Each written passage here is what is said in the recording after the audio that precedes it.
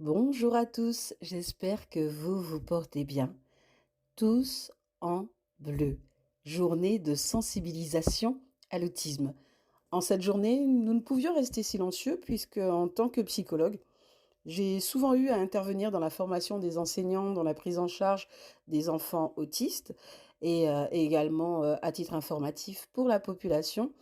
Et c'est vrai que ce petit point était important puisque lors de mes interventions, euh, j'anime les débats en commençant par cette notion d'hypersensibilité, puisqu'on parle souvent de que les enfants autistes ne supportent pas les bruits forts, ne supportent pas les lumières. Finalement, est-ce que c'est pas eux qui ont raison? Hem, Vous connaissez bon nombre d'enseignants, en fin de carrière ou, en activité encore, hein, qui souffrent d'acouphènes. C'est-à-dire que 2-3 heures, 4 heures après être rentrés chez eux, ils entendent encore le bruit de la cour de récréation, des élèves. Ils entendent encore la sonnerie alors qu'ils ne sont plus, dans leur classe et c'est une réalité. Nous nous plaignons également souvent d'entrer dans les magasins et de nous dire: «Ah beh, cette lumière, qu'est-ce qu'elle est forte!» Mais nous restons et nous nous adaptons.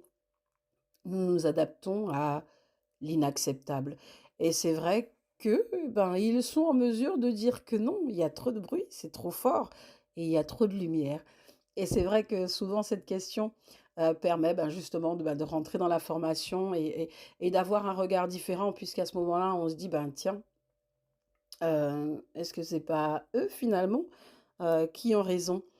Et j'aime à les appeler les enfants, dits extraordinaires. Nous allons donc aborder, le livre audio puisque c'est, cette question qui m'a été posée, à savoir donc est-ce que le livre audio pouvait avoir, des bienfaits, sur les enfants autistes? Oui, vraiment oui, mais encore une fois, il y a une telle pluralité, chez les enfants autistes que tout va dépendre effectivement de leur niveau de développement et de leur intérêt. Mais le livre audio peut améliorer à la compréhension du langage, puisqu'ils peuvent, mieux comprendre les mots et les phrases prononcées en revenant, sur les passages, en réécoutant les différents passages.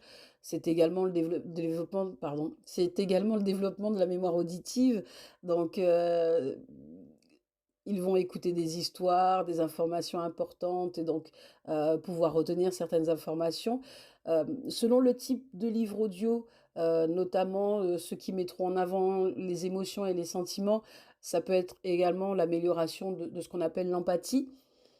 C'est aussi la réduction de l'anxiété, hein, puisque nous étions donc sur cette thématique de la sensibilité ou de l'hypersensibilité, puisqu'ils peut ré ils peuvent la réponse à cela peut être donc une réponse d'anxiété et c'est vrai que le livre audio va permettre, d'écouter des histoires dans un environnement calme et prévisible parce qu'on aura prévu, un espace à cet effet et qu'il pourra donc, dans l'histoire qu'il préfère, heu pouvoir retrouver donc, être apaisé en tout cas et dans une moindre mesure, mais non négligeable, on peut penser également au développement de l'autonomie puisque l'enfant, ben, ça va lui permettre, de choisir et d'écouter une histoire seul. Donc oui, le livre audio est peut être utilisé, pour les enfants autistes. Nous avons eu une expérimentation, hein, qui s'était très, très bien passée, dans une classe d'Ulysse, donc le dispositif qui accueille des enfants en situation de handicap, soit avec, déficience ou autre et c'est vrai que les enfants avaient, beaucoup apprécié ces temps de lecture, d'écoute, plus que de lecture, mais d'écoute, d'histoires à haute voix. Donc regardez autour de vous, n'acceptons plus l'inacceptable, par contre acceptons la différence. Je vous souhaite une bonne journée à tous, tous en bleu. À bientôt.